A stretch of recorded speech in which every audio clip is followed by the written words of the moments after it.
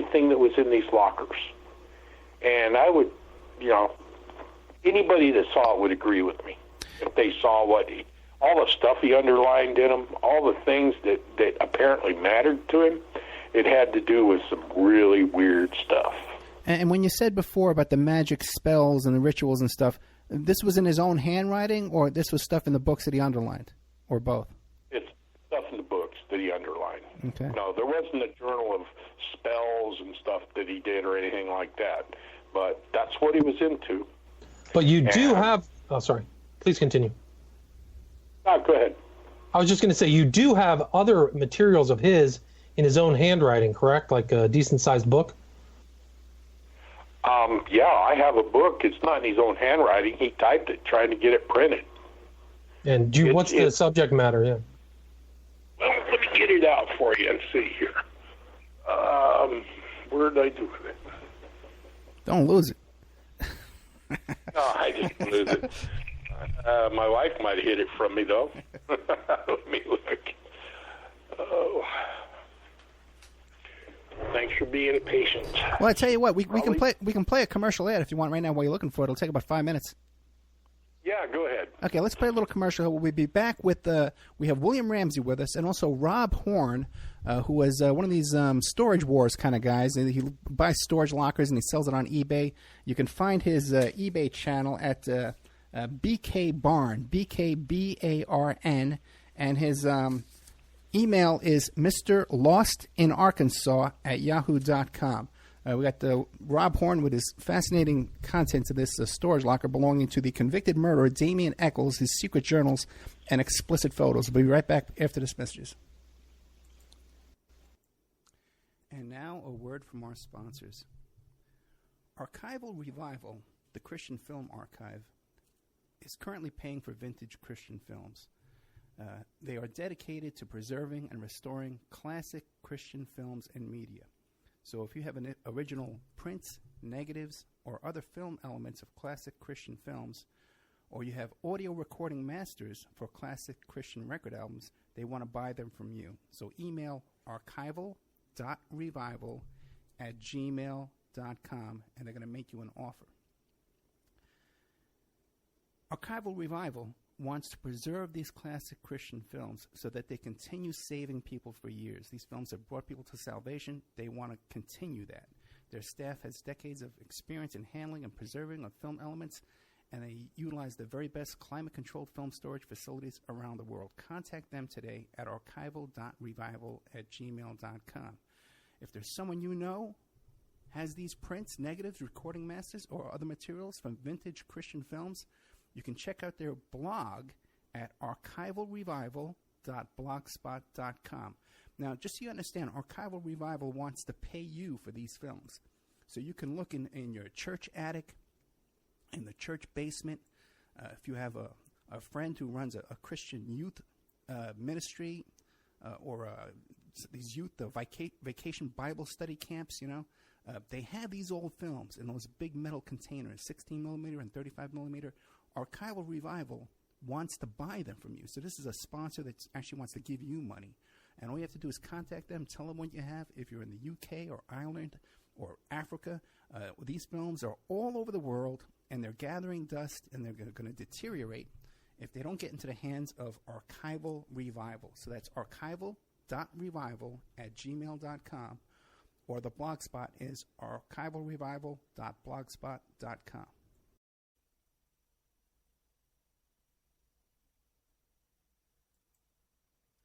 Don't forget, this show is brought to you by pscoco.com. Phoebe Sod is an independent curator with the Cocoa Exchange. The Cocoa Exchange is formerly known as Dove Chocolate Discoveries, and they make the finest silky smooth chocolate because the products start with the best cocoa beans, which are tested for quality and flavor by expert technicians.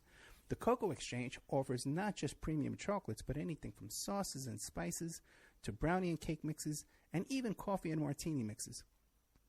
If you wish to treat yourself or someone you love to a sweet and tasty gift, then the Cocoa Exchange is the brand for you.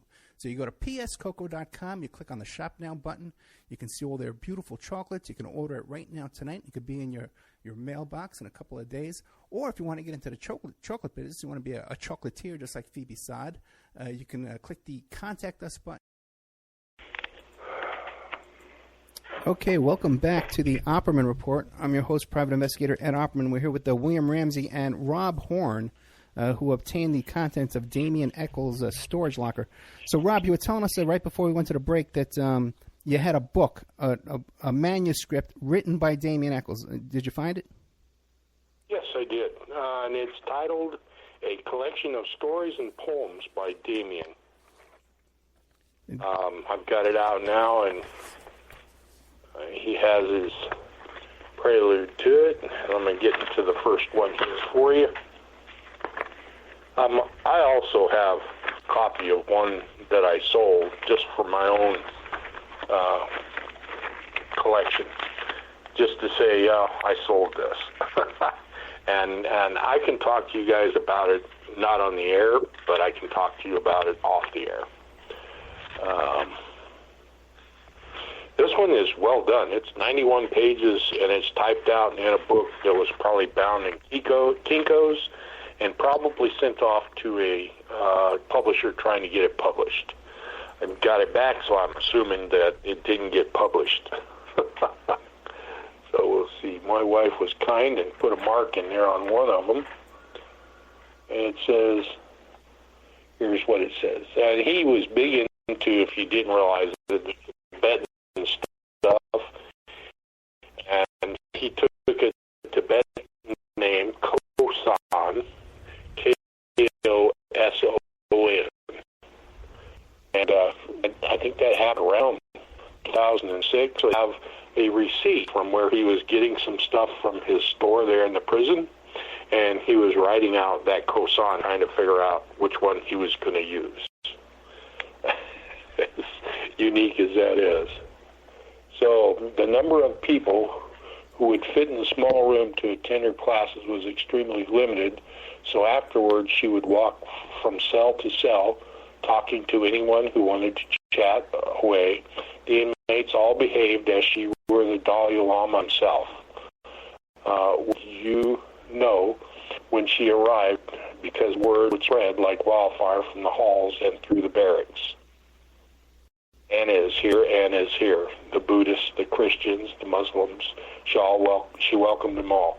This is just, he was talking about somebody that came in. So he writes about stuff that happened to him in the prison, and his experiences, I guess, limited experiences he had before. And it's interesting. You're all right. No, it's all okay. I've got it here. This is the one and only version of it. I don't think he published it, so I mean, you guys might know more about what he's published and what he hasn't. Mostly it's just about his story about how they wrongfully convicted him. One chapter is called The Unfortunate Cat. I heard one of the most horrific stories of my life, which was reported with a great deal of pride by my mother. The marriage tale began the way so many of my childhood tales of woe start, due to the lack of money. Yeah, this is him talking about it.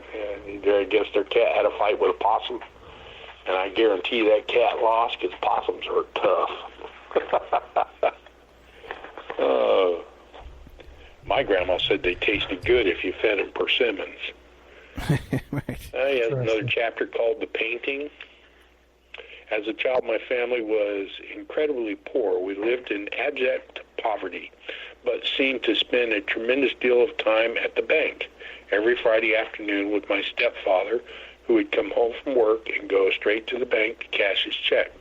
He would then take another 20 minutes to fill out the deposit slip, hand it back to the clerk, along with the money he just received. My stepfather could not read or write a word other than his own name. so a lot of the time was spent with my mother reading and rewriting deposit slips to him week after week. Gives you an idea of some of it. In the Mail, another chapter. People are always curious to know what I've received. Very much hate mail. Hate mail is the term that they use to describe the letters from people who haven't actually stopped to learn the facts of my case and never get past the initial knee-jerk reaction. Yeah, I imagine that would be his opinion until they read the books that he read. Beauty is Religion. It has lots of chapters. The writing process is another chapter.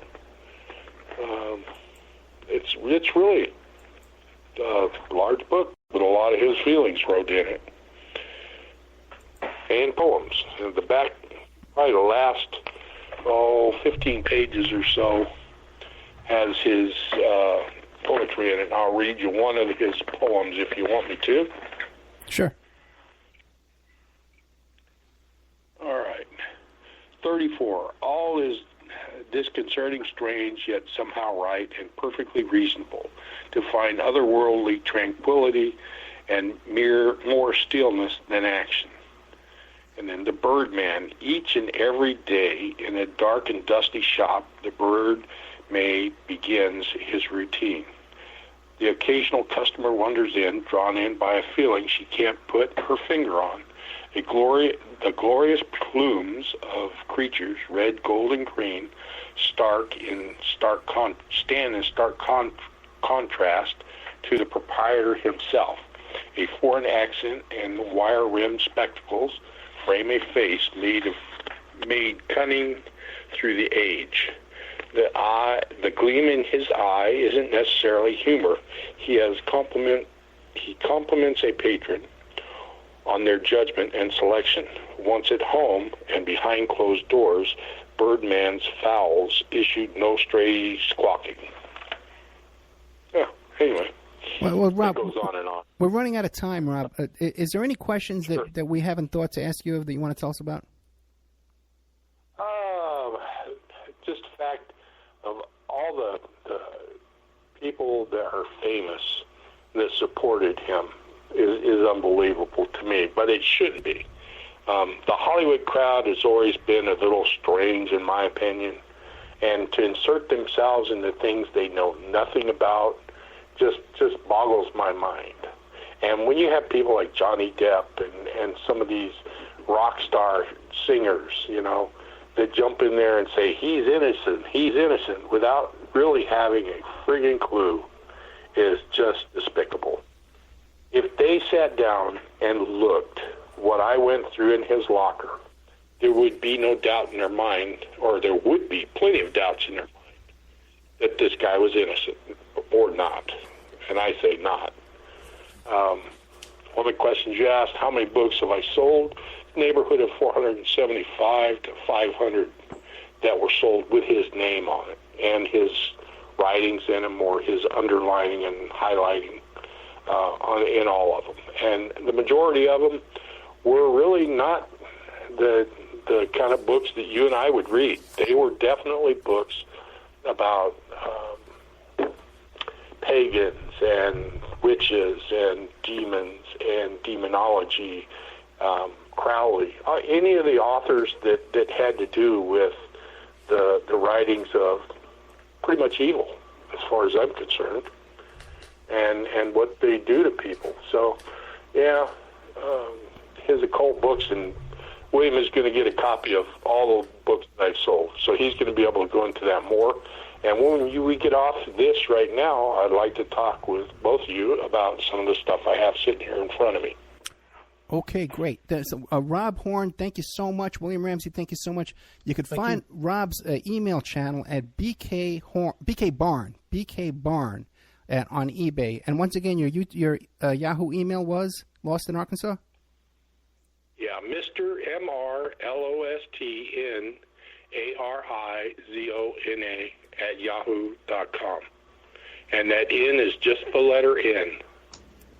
Mr. Lost in Arkansas at